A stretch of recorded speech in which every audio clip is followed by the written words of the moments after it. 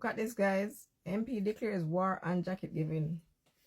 Guys, they are going to try and make it mandatory to have the DNA test done at birth. Seriously though, them say 47% of the tests them do last year, 47% of them are jacket.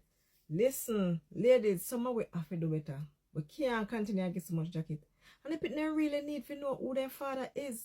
And yes, me know so now go say enough time we don't have pitney and man and take care of them. Yeah, we know. But what happened to him and them when I take care of them pitney them?